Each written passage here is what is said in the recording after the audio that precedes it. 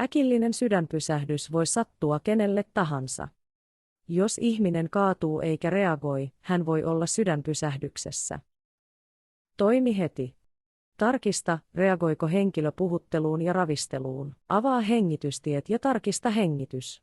Jos henkilö ei hengitä normaalisti, kyseessä voi olla sydänpysähdys.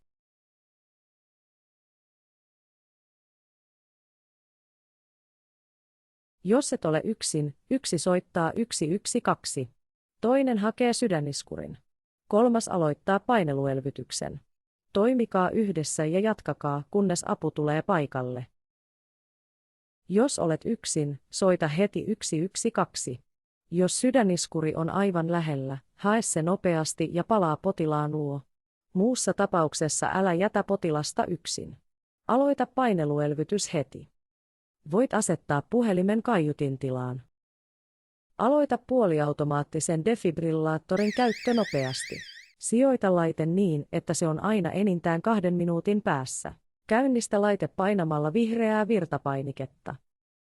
Amol I5 antaa heti selkeät ääni- ja kuvaohjeet. Jos kyseessä on lapsi, paina lapsitila-nappia.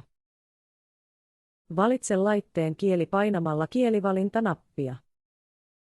Voit vaihtaa kielen suomeksi, ruotsiksi tai englanniksi.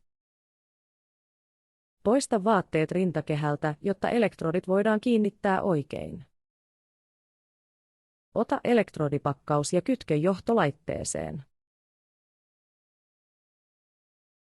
Avaa ja poista elektrodit pakkauksesta.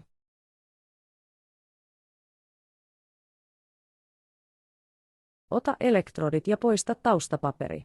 Kiinnitä elektrodit paljaalle rintakehälle elektrodipaketin kuvan mukaisesti.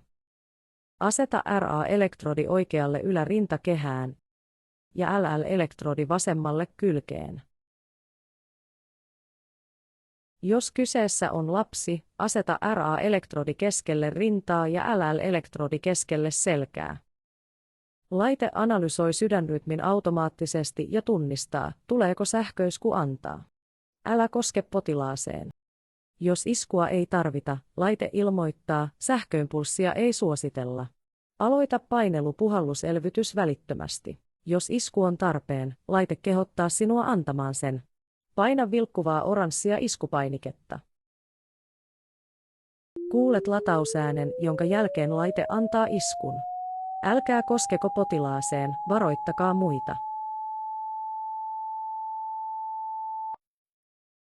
Kun kuulet, on turvallista koskea potilaaseen. Jatka paineluelvytystä laitteen antaman rytmin mukaan. Älä poista elektrodeja, laite voi ohjeistaa uuteen iskuun, jos sydämen rytmi muuttuu. Laite ei anna iskua, jos se ei tunnista defibrilloitavaa rytmiä.